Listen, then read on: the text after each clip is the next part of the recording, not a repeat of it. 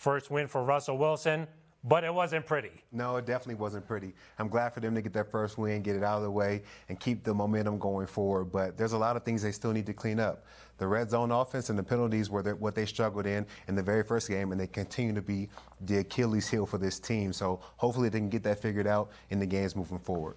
It wasn't pretty, but we're celebrating a win in the Mile High City. And that's exactly what we all wanted. Last week, Monday Night Football, we were really disappointed with this team. And, yes, we were disappointed in the first half. But at the end of the day, the Broncos got the victory. And like Todd said, there's a lot of things we need to break down today. Hey, a lot easier to make those corrections during the week after a win. You know, you can just enjoy the win. But there is a lot of work to get to before the 49ers come to town. We have a lot to break down on this episode of Broncos Postgame Live. We'll go inside the Broncos locker room and join Sidney Jones. We'll go out to Empower Field at Mile High. Plus, we'll hear from Nathaniel Hackett and Russell Wilson live. But first, let's get to the highlights, show you how things unfolded against the Houston Texans. The Broncos getting the win here, 16-9. Russell Wilson making his home debut. First half, like Todd said, the red zone struggles continued. Russ was 6 for 19 in the first half. 6-6 game at the break. Fourth quarter, the Broncos down 9-6 here. Play of the game, 4th and 15. Cortland Sutton for 35 yards. Todd, how did he get so wide open? You know, when you're playing zone defense, it's tough. You got guys running through the zone. So, you know, the corner thinks he's passing to the linebacker thinks he's passing to the corner, and he gets wide open right here on this play. Todd, Cortland Sutton is Mr. Reliable for Russell Wilson. 3 plays later, it's Eric Saubert, his second career touchdown. What a grab there over the linebacker. Who needs a red zone when you can do it from 22 yards out? The Broncos take the lead. Russ is happy about that. And then the defense took care of the rest. Randy Gregory around the edge there, his first sack as a Bronco. And the Broncos go on to get the victory, 16-19. You can look at some of the stats here. It was not pretty. The Broncos, 201 yards passing, but Russ, not his finest game there. 149 yards. The guys, they got it done on the ground. Yeah, they actually did. When that's Javonte Williams. Tell me if you heard this before. Here's a guy that plays the running back position like a linebacker, and he was just running through arm tackles. And I was there at the stadium, and what fans were cheering for, they wanted more of Javonte, and believe it or not, less of Russ. Yeah, I would love to see him get the ball more. Personally, if I was the offensive coordinator, I would give the ball to Javonte on first and second down, bring Melvin Gordon in on third down, and continue to run the ball because those guys are very dominant. At one point in the game, they were averaging like 7 yards a carry. At least Javonte was. Let's go out to Empower Field at Mile High and check in with our A-team. That's Alexis Perry and Eric Dalala. Thanks so much, Phil. Eric, obviously the Denver Broncos, they get the job done here today, but I think it's safe to say that this was not the kind of performance that they were hoping to have in front of Broncos country. Really, up until the fourth quarter, this offense looked lethargic. Why do you think that was? I mean, there were some different issues there, obviously. There were some drop passes. There were a lot of penalties. There were still issues in terms of getting up to the line of scrimmage, getting those play calls in time. And then, of course, Russell Wilson, there were times when he was accurate and there were drops, and there were some times when the throws weren't on target. I think they're still just working through some of these kinks that come with a new offense, but they've got to figure them out quickly because that's not going to get the job done, obviously. Yeah, Russell Wilson, sub 50% completion percentage today, which is really unique given the fact that he was coming off a historical showing in Seattle last week. Why do you think that was for him? Yeah, I don't know if it's some first-game jitters or just, you know, still trying to figure out this offense. Obviously not having Jerry Jeudy in there hurts. KJ Hamler was hurt coming into this game, which hurts the team as well. Early on, I thought that maybe the team was doing a little too much in terms of the trickeration, those types of gadget plays. Seemed like they were trying to force that a little bit. Yep. But then, you know, as the game went on, it just seemed like they were hurting themselves so much in terms of penalties that they really couldn't get anything going. And luckily they made a big play on a third down late in the game to set up that touchdown. But otherwise, you're right, Russell Wilson didn't look like the guy that we normally would expect to see. Yeah, you mentioned earlier double-digit penalties. How does the team fix that? Yeah, they've got to figure it out. It's got to be a priority this week. You cannot win in this league week in and week out with that amount of penalties. Some of them were pre-snap, some of them were post-snap. they've just got to figure it out. And I think this week in particular, the offensive ones kind of bothered me a little bit more because they would have a good play and they'd put themselves in good position on second down or a third and short, and then a penalty would hurt them. Or, you'd pick up a first down and then there'd be a 15-yard penalty, and all of a sudden you're back behind the chains again. So players have to take responsibility, coaches have to take responsibility, and they've got to find a way to get it fixed because it can't keep happening like this. Yeah, this Denver defense, though, today was solid. They really were. What did you like about their showing, and what do you want to see them build on? Well, I mean, not to speak illy on the Texans, but this was a team that you should perform like this against, and so I really appreciated that the Broncos went out and they handled their business defensively. They did not allow a touchdown. Obviously, one really big stop there in the second half where they held them inside the 10-yard line, but Randy Gregory looked the part. He was really good. A forced fumble, a key tackle for loss, a big quarterback hit, Draymond Jones, a couple of sacks there, including a strip sack.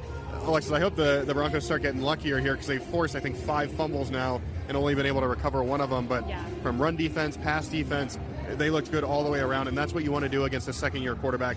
They delivered, and they're the reason the Broncos won this game. Right, and it was nice to see the second-year safety, Caden Stearns, in there for Justin Simmons. Obviously, huge shoes to fill. What did you think about his game today? Yeah, I mean, I thought the biggest thing that I appreciate about Caden Stearns is that you didn't hear his name a whole lot in terms of, over the top, Brandon Cooks, there he goes. You didn't hear that. They did their job.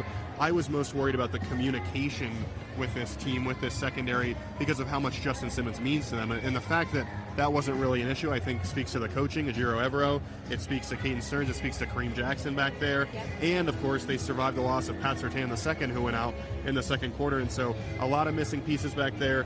Caden was able to do his part to kind of get them all right and didn't give any big plays over the top. All right, well, next Sunday it will be the San Francisco 49ers here. Trey Lance out with a season-ending injury, so we will see Jimmy G. What do you want to see the Broncos prioritize to prepare for that game? And obviously, maybe win one in a more dominating fashion. What do you think, Eric? Yeah, I mean, they've got to be better next week if they want to beat the 49ers. I think it's terrible what happened to Trey Lance, but Jimmy G is a quarterback that obviously has taken this team to the playoffs.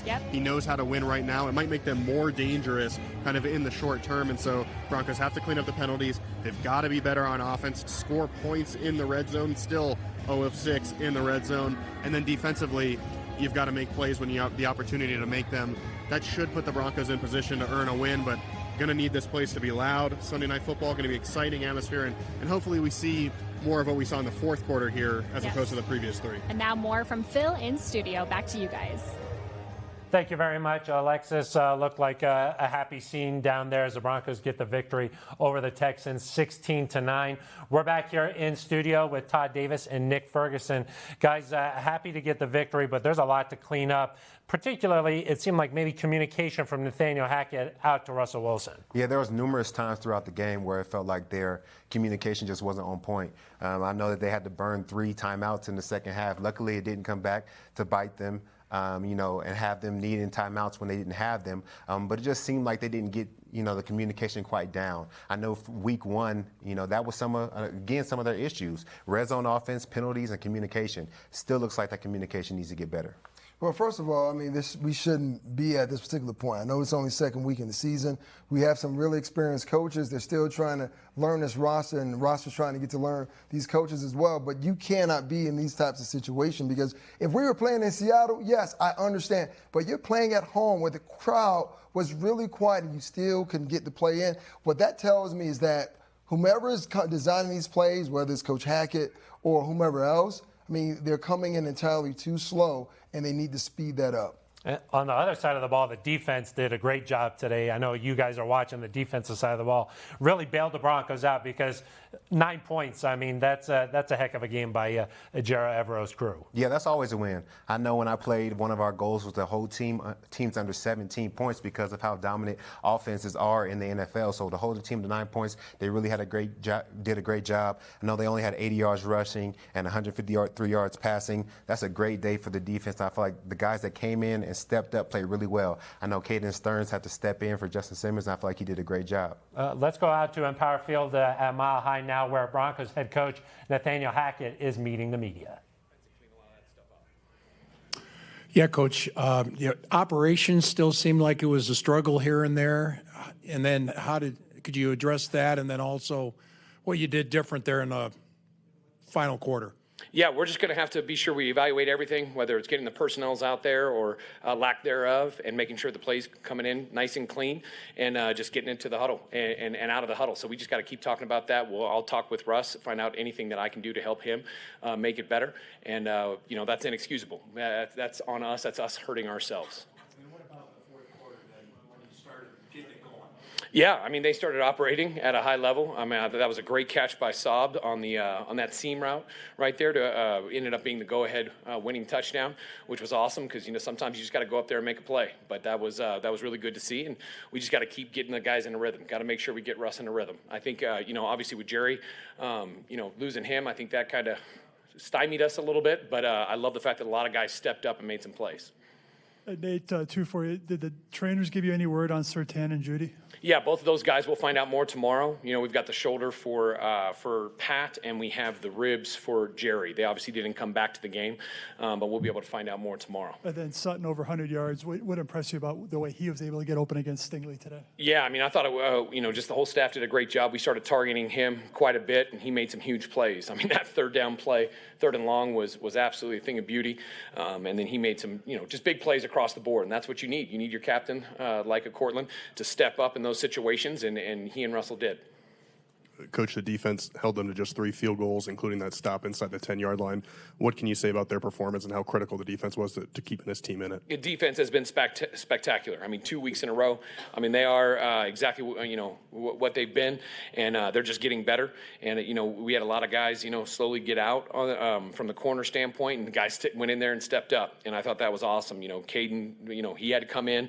Kareem, all those guys, they had a really good game. Josie hasn't been out there, so just seeing how they're unified together and making plays is a big deal. Awesome. Last week, you guys had 12 penalties. This week, you have 13. What's maybe the issue there? Have you been able to put your finger on it, and how do you go about fixing that? Yeah, we're going to have to look at all those. We're going to have to put them up in front of all the guys. We're going to have to make sure they understand why they were penalties, what they're doing wrong, whether it's a false start, whether it's a illegal cut block, whether it's, any of those things that go on. So we just got to be sure that we clarify it to them because, this has got to stop. I mean, we're not going to win a lot of games when you get that many penalties. Coach, I got 2 for you. The first, why were you comfortable with Brandon from 54 but not from 59 here with the weather the way it was? And yeah, that was something that we talked about in those situations beforehand. We decided we wanted to go for the kick, and then obviously we had to delay a game and decided to punt it because our defense was doing really well. And then the crowd obviously frustrated at times, but can you just give me a sense of overall? I don't blame them. I mean, heck, I was booing myself. I mean, I was getting very frustrated. I mean, get down to the red zone 2 times, don't get another touchdown, which is unbelievably frustrating. I don't think we've scored in there yet, and that's something that all of our guys got to step it up. Whether we run the ball more, whatever we're doing, we just got to execute at a higher level.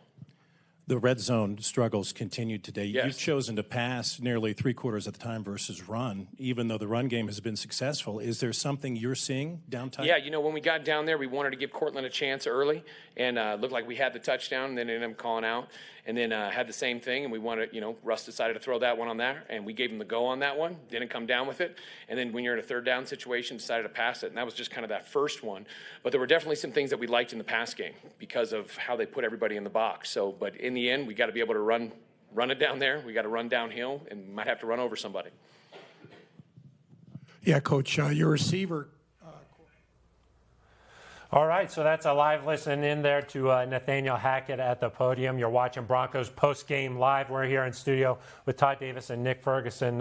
What do you think about what Coach said there? He said the penalties got to stop. Yeah, definitely the penalties have to stop. To me, when I look at them, they either drive extenders or drive killers. And we've seen that, in both games, back-to-back weeks with the Denver Broncos. I mean, over 100 yards. I can only imagine if I did this in my day playing for Mike Shanahan. Everyone's running that next practice. And I don't know if Coach Hackett has to resort to doing those types of things, but I just know the penalties definitely have to stop. I do love how honest Coach Hackett is in his press game interviews. I love that he said that they have to understand why they're getting the penalties. He has a young team. There's a lot of young guys out there that are making some, I guess you could say, bonehead mistakes. So it's important for him to go down and break down the film. These are why we got the penalties. This is why we avoid penalties. And this is how we get better for next week. He was also talking about the red zone a little bit there. The Broncos have not scored a touchdown in the red zone this year. The fans were starting to get upset, and you mentioned his honesty, Todd. He said, I don't blame them. Yeah, he said he totally understood going down there and marching on the field. I know they're 0 of 6 for the year in the red zone, and they're 0 of 2 for today. He understands why the crowd was frustrated. I mean, to see Russell get booed and the offense get booed again, it was tough because it was his first game here. You want it to be a joyous moment and everybody to be celebrating, but it is frustrating when you can't punch the ball in after getting down the field that far. You know what? Here's something that's interesting. I think the new red zone for the Denver Broncos is the 20-yard line going in because they seem to excel in that particular area. Once they get into that 10 to 5 yards, they seem to really definitely struggle in that particular area. But this is where you make your money as a coach and as a quarterback. And I remember my days here playing for Coach Shanahan. We were only booed one time.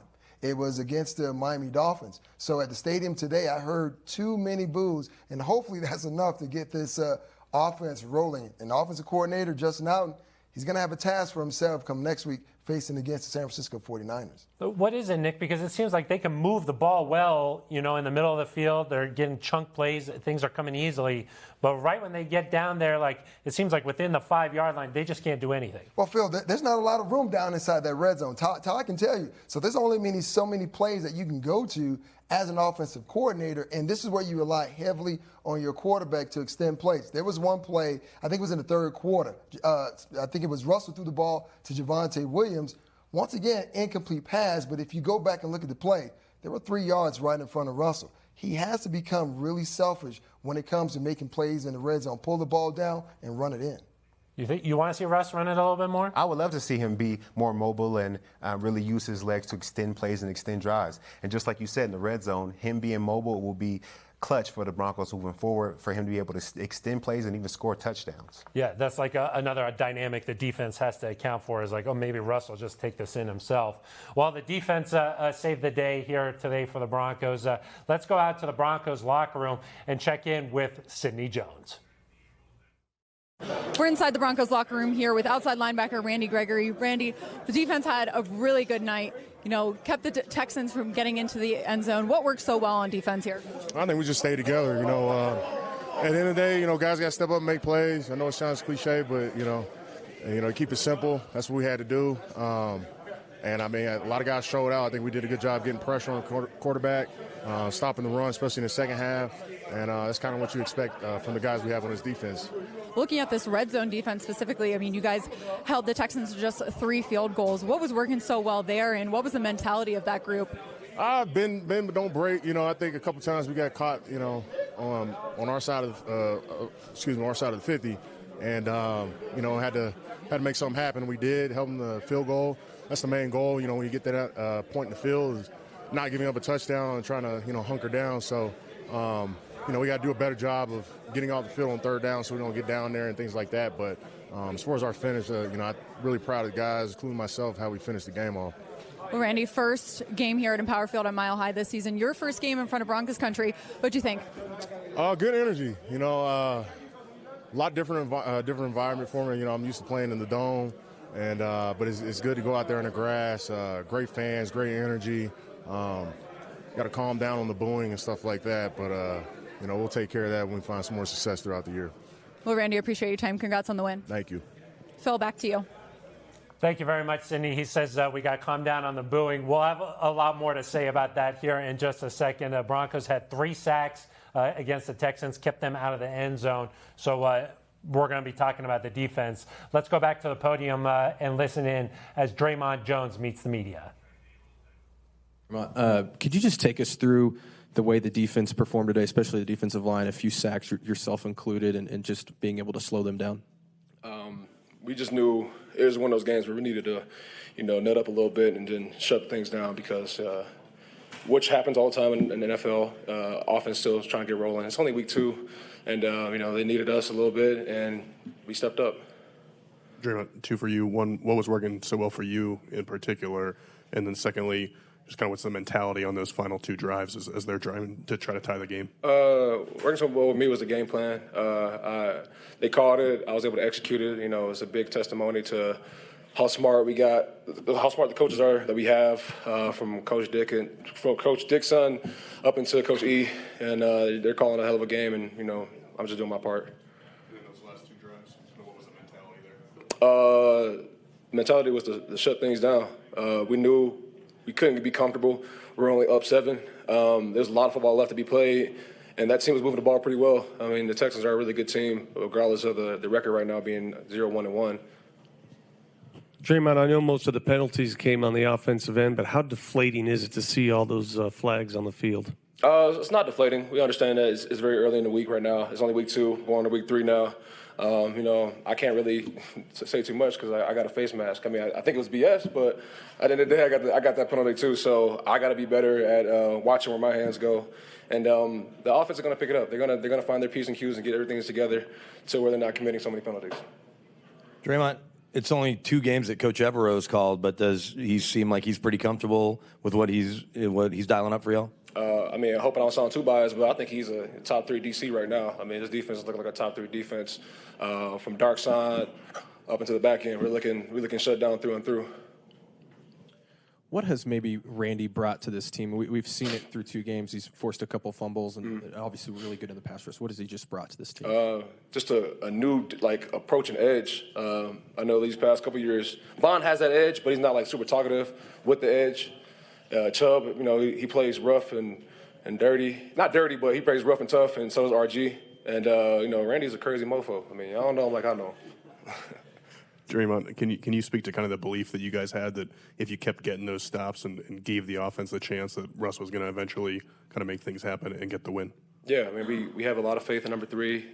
This man makes $250 million, so I have a lot of faith in him by default. So I wasn't really worried about him going out there and not doing his thing. Being a fan and seeing Russ over the years do his thing, it has been inspiring. And to see him live, with adversity, knowing that, things are not rolling, and he always kept his composure, it's a great testimony to how he prepares every day. He's consistent. He's the same Russell Wilson every day I get. All right, that's Draymond Jones at the podium there. You never know what he's going to say when he's up there, but nice to see Draymond get a sack after just 1 tackle last week. What do you think about what he was saying there? Well, first and foremost, I don't know about you guys, but I want Draymond to come to my next family reunion because he's very candid, he's very open about the things that he was saying, talking about Russell Wilson, talking about Ejiro Evero, and talking about the play calling from Nathaniel Hackett. But this was great for Draymond. I mean, everyone was talking about Draymond coming into training camp thinking that he was a bust. He didn't really live up to his draft hype or whatever. But here's a guy that went out today. He's got 2 sacks. I think he had 2 sacks, 6 tackles, and a tackle for loss. That's a great day for Draymond Jones. Yeah, most definitely. They were definitely getting after Davis Mills out there, Todd. I mean, good to see that pressure, huh? Yeah, it was great. I feel like as a front four, they've done a great job of creating pressure, creating turnovers. Randy Gregory creating more havoc plays again today. I think the more they gel together, the better they'll get. You talk about Randy Gregory, Bradley Chubb, DJ Jones, Draymond Jones. Now you're putting together an elite pass rushing unit. The defense had a great day, but they did it without Josie Jewell once again. And, guys, these injuries are starting to mount up for the Broncos. Heard Pat Surtain go down today with shoulder injury. Jerry Jeudy went down with a rib injury. These things are starting to pile up. Why do you think just 2 weeks in, Todd, all these injuries?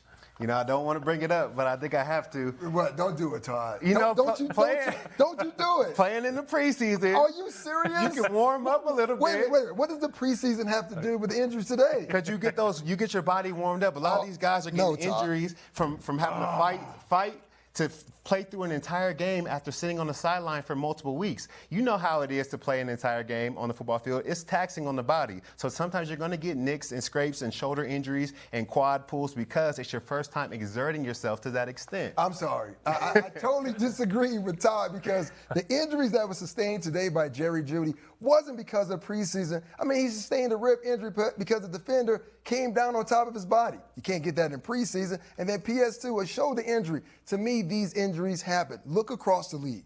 So many guys are getting banged up in the first 2 weeks, probably more so than last season. So it's not preseason. It's just a byproduct of playing the game. That's it, Todd. We'll have to agree to disagree on that one. There's something to getting calloused, I think. I kind of see both sides of it here. But, I mean, we didn't even mention Quinn Miners. Hurt his hamstring there last week. Billy Turner, still, we haven't seen him play yet.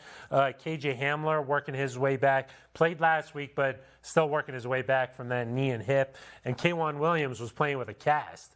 I mean, Nick, have you played with a cast out there in the secondary? No. I mean, I could think that that would be very difficult. Al Wilson, when I played, he had this kind of, club. Meatball-like club on his hand. And I'm like, how can you play the middle linebacker position and you can't even grab? So I can only imagine, now, Todd, if you have a situation where you couldn't use your hands to grab and pull and tug. No, I haven't. And that's the most important tool on the football field. A lot of people think it's hitting hard or being able to knock people over with your size, your body. These hands are the most important weapon on the football field. This is how you shock and shed and get off blocks. These are what you use to intercept the ball. This is what you use to catch touchdowns. So not having your hands would be tough to play. Guys, I didn't even mention Justin Simmons. I mean, you know, the all-world safety for the Broncos. He's out with a quad injury on IR. So, I mean, the list has gone on. We'll have to find out a little bit more about Pat Surtain and Jerry Jeudy. But Judy's absence, Hamler was already out, definitely affected the Broncos' offense. But Cortland Sutton really stepped up for the Broncos. So let's go back out to the Broncos locker room where Sydney is standing by with Sutton. We're inside the locker room here with wide receiver Cortland Sutton. Cortland, first win of the season here, and it was your 5th career 100-yard game. You had 7 catches, 122 yards. What was working so well for you today? Man, you know, it's just going out there trying to make plays for the team. That was the biggest thing that I was going out there trying to do. I had a couple of miscues during the game that I wanted to make sure that I got back for the team, and that was my mindset. Anytime Russ threw me the ball, I wanted to go out there and do everything I could to make plays for the team. We all know that this offense, is capable of so much more. What do you guys want to work on this week and really build upon this game as we head into another game here at Empower Field at Mile High next week? Yeah, eliminating the dumb mistakes that they're hurting ourselves. That was something that we had a problem with last week, and then this week, we had a lot of penalties that kind of could have, put us in bad spots. And, we got to eliminate those so that we can stay on track and so that we can get to where we ultimately want to get to. And those penalties aren't going to help us get to that spot. So ultimately just, focusing on those, going and watching the film so we can learn from it and then grow from it and not let it happen again. That's the biggest thing with the growth is not letting it happen again. What was Coach Hackett's message to the team following the game today in the locker room? Yeah, pretty much the same thing. We were able to get the win, which it's always hard to get wins in NFL because every team is good. But for us as the offense, it's upon us to make sure we eliminate those penalties and dumb mistakes because in a even closer game, those could hurt us, and so we don't want to go into the game and beat ourselves again like we did last week. And, the only way we can do that is going into the week and having a great week of preparation and making that a key emphasis so that it doesn't keep rearing its head. Cortland, appreciate your time. Congrats on the win. Of course. Thank you. Phil, back to you. Thank you very much, Sydney. That's Cortland Sutton inside the Broncos locker room. You think Russ does favor Sutton? Like, hey, when it's 4th down, I'm going to this guy. I would, personally. Sutton's a big, strong wide receiver who can get the jump ball and really can make some big plays. I think he's somebody that should be your go-to. He should be your, if anything, if the play breaks down, there's nobody to go through, throw it up to Cortland and see what he can do.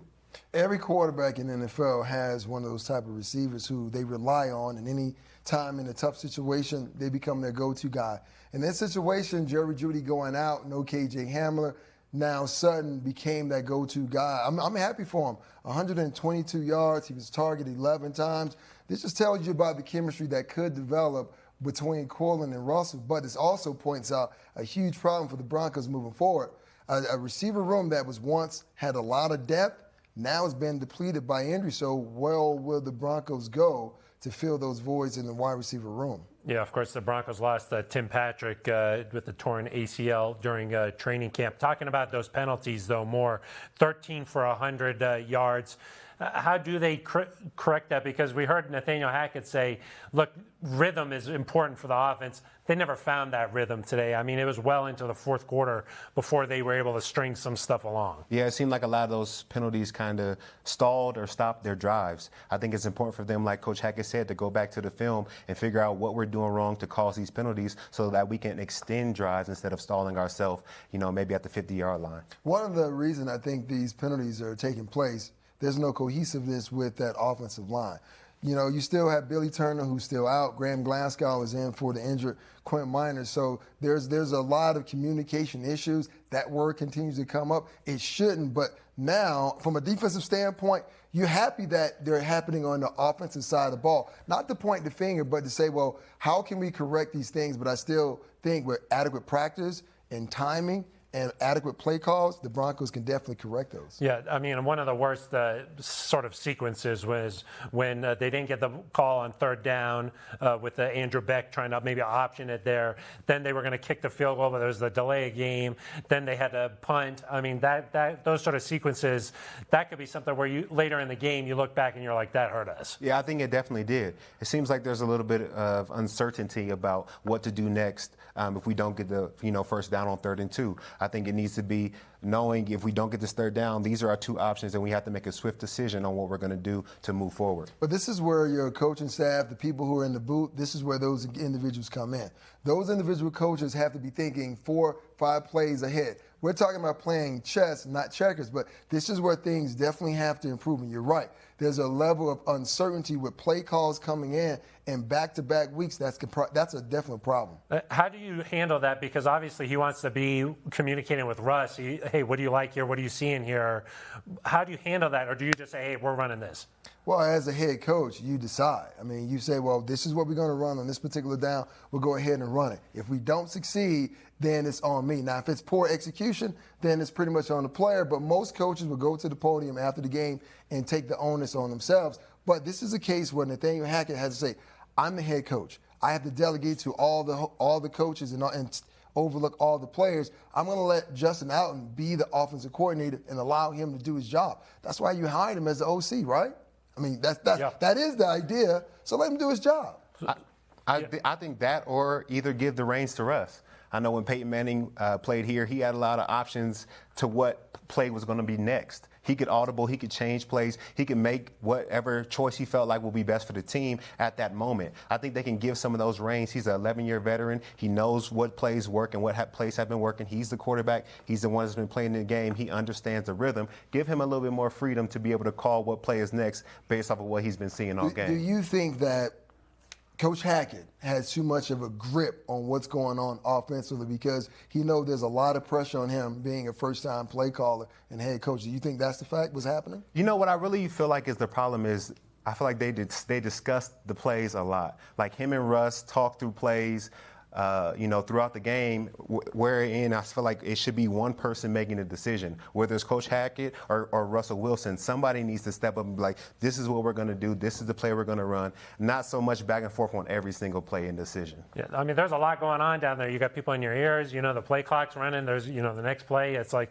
it can be a lot. So you got to rely on other people there. But that is something the Broncos do have to get cleaned up a little bit here. So, hey, this was probably an emotional game for Kareem Jackson, facing his former team, the Houston Texans. Spent the first good chunk of his career, I think 9 years in Houston before coming over to Denver. Let's listen in as he met the media in the locker room.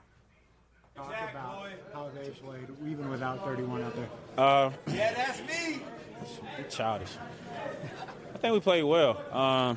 Like I said earlier in the week, I mean, Caden Stearns played a lot of ball for us, in last year.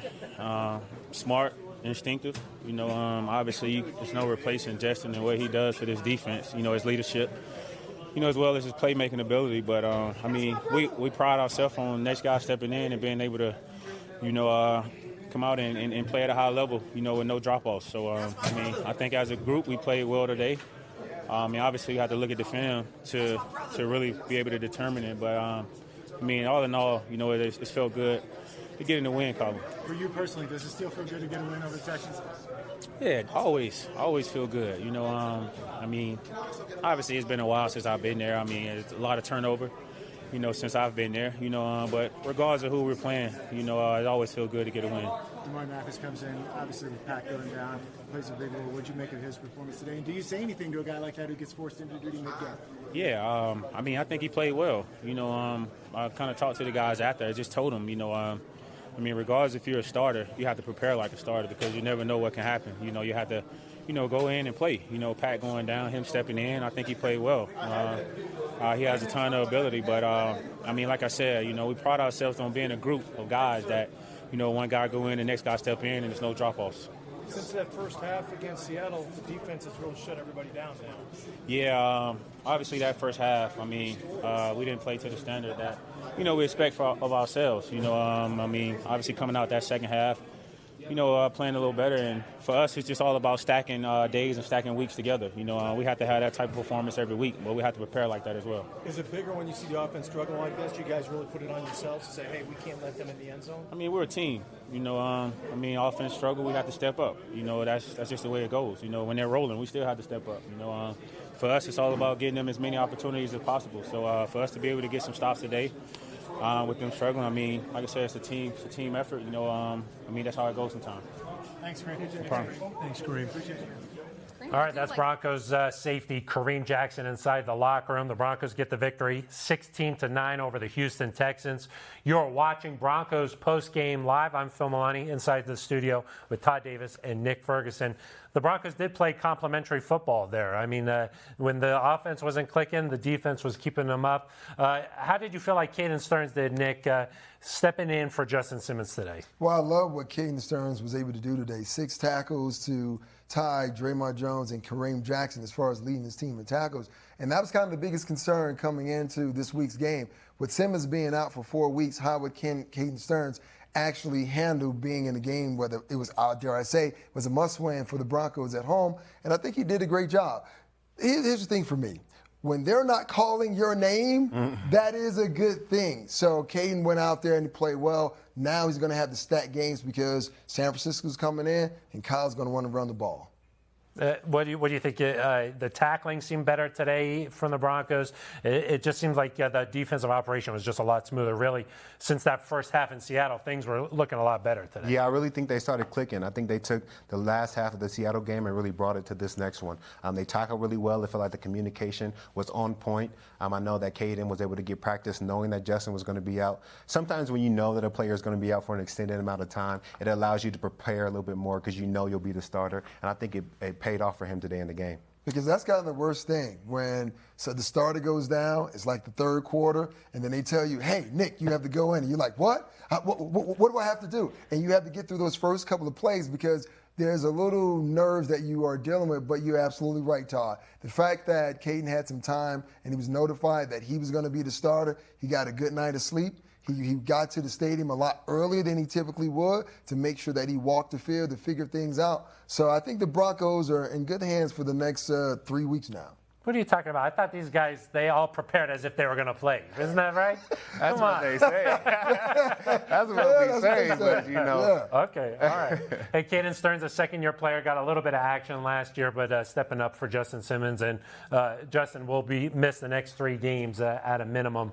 One of those guys who had to really step up last week was Graham Glasgow. When Quinn Miners went down, he had to get the nod to just run in there.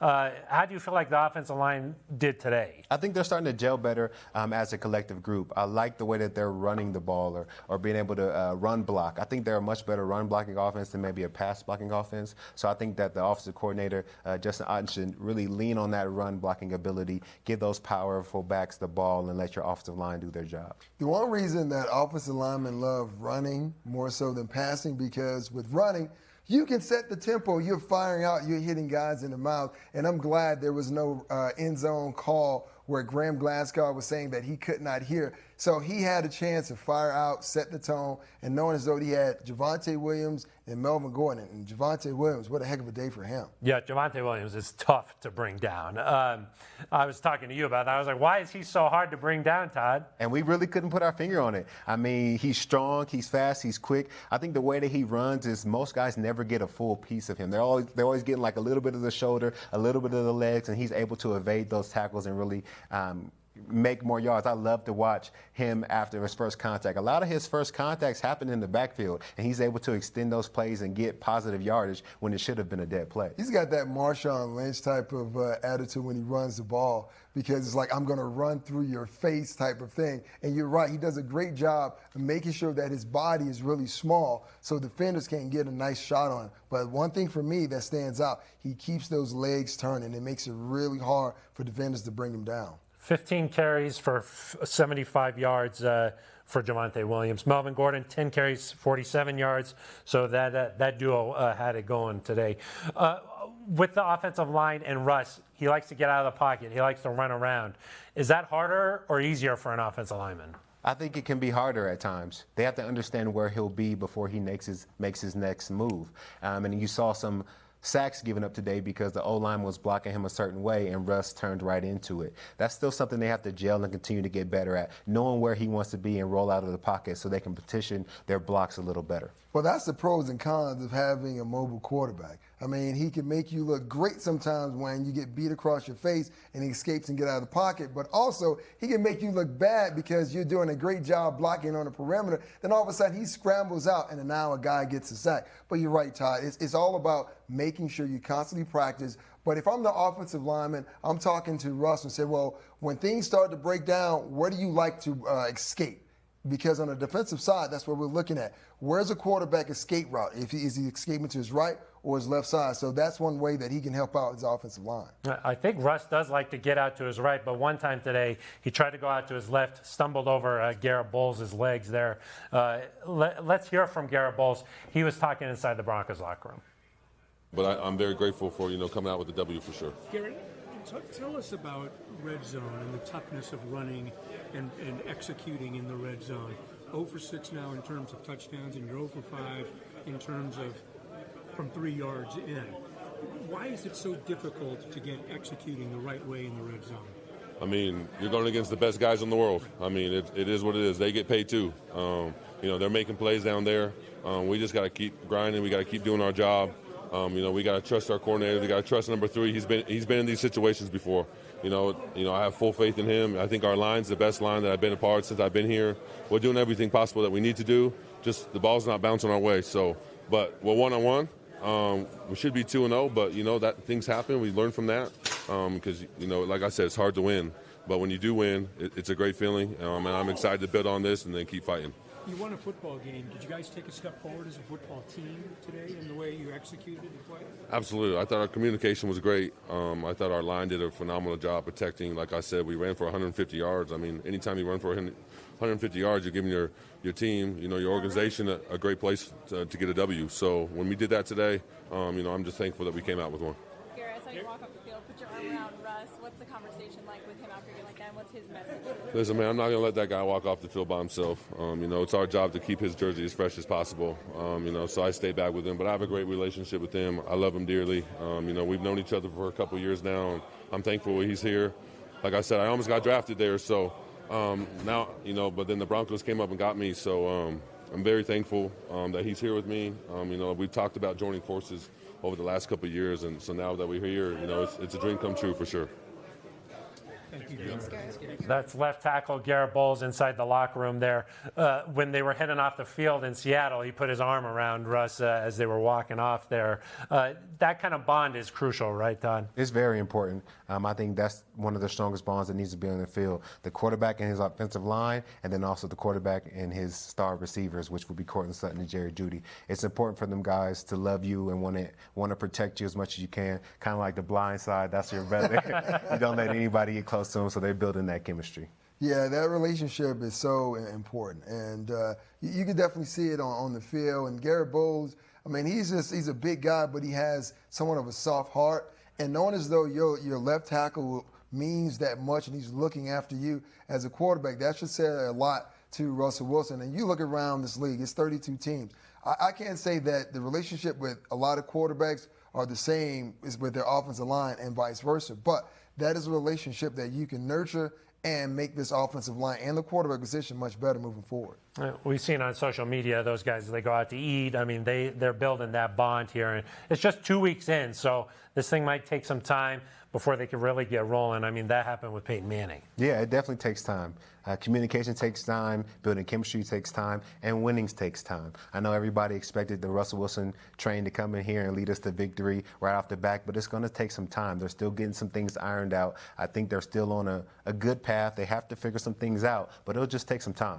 I'll tell you what, these offensive linemen definitely want to do their job because quarterbacks give out some of the best Christmas gifts that I've been around. So you want to make sure that you're on Russell Wilson's list, so they definitely want to go out and make sure that he is protected.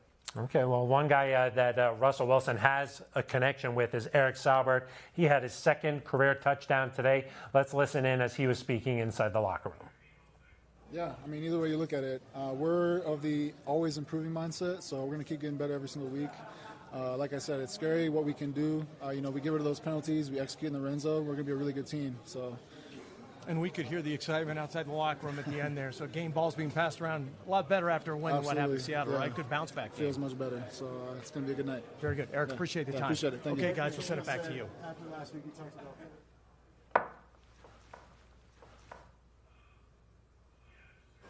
it just feels good to respond like that.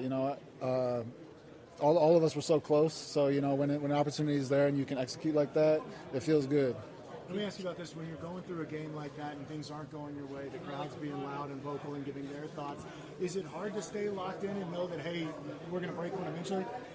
No, I mean, the way Russ, leads us and owns us in that huddle, it's we've always got a calmness, a composure to us. So, just listening to him and trusting him, we all feel good out there. Nothing really rattled us or made us lose our composure. So. Can you take us to the route? It looked like just like a go route up the seam, or obviously catching it over him. Yeah, seam route. So got the edge on my defender. Russ threw it up. It's kind of a trust throw. Went up and got it. As simple as it gets. Just execute when you get the chance. Do we care about aesthetics when it comes to winning? No, a win is a win. Any way you can win. It's really hard to win in this league. So obviously we can be better, and we approach that every week, that we can be better and improve. But anytime you can get a win in the NFL, it feels good. What does it say that you can overcome kind of, as a group, those self-inflicted mistakes and still pull it out? Yeah, for sure. I mean, that's what it's about. How you respond, that's what makes great teams, So that's what we're going to continue to do. We're going to continue to improve, continue to respond. So. Have you ever heard the crowd chant the play call? I did hear that. That was kind of cool. But our fans are crazy. So. Does it help or hurt when they do that? I'm of the belief that when the offense is up there, I like it quiet, but it wasn't too bad. So. Thank you. Appreciate you guys. All right, that's Broncos tight end Eric Saubert had his second career touchdown there. At the end, he was joking around because the fans inside the stadium were actually counting down the play clock when they're on offense. We got some great fans. They wanted to do what they could to help. They saw there was a need there, so they tried to fill in and do what they could to help our offense. Well, they always talk about the fans being the 12th man. And, hey, listen, the fans didn't get paid for that, but they can say they contributed to the victory today. Well, the Broncos got the victory, 16-9 over the Houston Texans. You heard Saubert say a win is a win. It's all about how you responded, and the Broncos responded in the fourth quarter. Guys, it's not going to be quite as easy next week when the 49ers come to town. Sunday Night Football, that place is going to be rocking downtown Denver. That's a big game. Do you see the Broncos just building off that fourth quarter? I think they will. I think it'll be a huge game for them. The Broncos haven't fully identified their identity as a team yet, and they may be a team that plays to the level of their competition. I think they played two teams that won't be in the playoffs towards the end of the year. Now they're going up against a playoff caliber team, and I want to see how they match up against them and how well they play. I'm looking forward to seeing how Nathaniel Hackett and Justin Alton comes out from a scheme standpoint. They're going to be facing against my former Texans teammate DeMeco Ryans, who is the San Francisco 49ers defensive coordinator, and now they have Jimmy G, a guy with playoff experience back, and they're probably going to get George Kittle back. So things don't look that well right now for the Broncos, but I'm hoping that they're up to the challenge. They go back, fix all the mistakes, their penalties, that's killing this team, and then now they can go out and really challenge the 49ers on Sunday Night Football. Yeah, George Kittle, I believe, did not play today against the Seahawks for the 49ers. And then, of course, Trey Lance left the field on a cart, had an air cast on. And the early reports from that game are that it's pretty serious, might be done for the season. So it will be Jimmy G that the Broncos are going to have to face next Sunday. Just a couple more things for you guys before we say goodbye. Then we'll air Russell Wilson's press conference in its entirety live. Do you think, Todd, there's at times where this offense gets a little bit too cute, like the Andrew Beck toss, or we saw a lot of creativity from the Broncos today, but at sometimes when it's just 3rd and 2, let's just get the 3rd and 2. Yeah, I think that there's times to be creative and there's times just to take the simple play. I think when you have those bell cow running backs, you give them the ball. You don't have to get cute with the running plays. I do like the outside runs that they were creating with Jerry Jeudy to get him the ball on the outside and some of the sweeps and reverses. But when it comes to some of those downhill running plays, give your bell cows the ball and let them do what they need to do. Well, I don't think it's a thing of the offense being too cute. It's just a fact of getting the play call in so it can be executed, because that's the problem, execution. Penalties again. Think about the end around to Montreal, Washington. That was going down the field and put the Broncos, set them up perfectly for a scoring opportunity. But guess what? Holding brings the call back. So now it's scheme and execution, to me, seems to be the problem. The Broncos really opened it up. I mean, even the throwback to Russ, then down to Jerry Jeudy, that was a play that Jeudy hurt his ribs on. So we saw a lot of creativity. I mean, you know Kyle Shanahan pretty well there. You think there's going to be a little bit of a competition there? Two offensive masterminds? Oh, absolutely. Knowing the fact that both of these guys come from the same offensive tree, and that being Mike Shanahan and running familiar plays with Hackett coming from Green Bay with Matt LaFleur, yes. There's going to be a competition to see, well, who can run this offense the best? But I hope Coach Hackett doesn't feel as though he needs to press, especially with poor performances offensively from this team. Only 16 points in back-to-back week combined, 16 against the Seahawks and 16 today. Don't try to press, just let the game come to you. 16-16, 32 points for the Broncos. We'll have to see how this thing develops over the week. I know they'll be working on the red zone again, and they'll be working on penalties. By the way, the 49ers beat the Seahawks 27-7 today. So a little bit of a different outcome there than when the Broncos face the Seahawks. So there'll be a lot to talk about this week as we get set for the Broncos as they host the 49ers next week. But for now, we're enjoying a victory here, 16-9 over the Houston Texans. Russell Wilson will be at the podium here in just a few minutes. We'll air that in its entirety. But that's going to do it for us. For Nick Ferguson and Todd Davis, I am Phil Milani. This has been Broncos Postgame Live.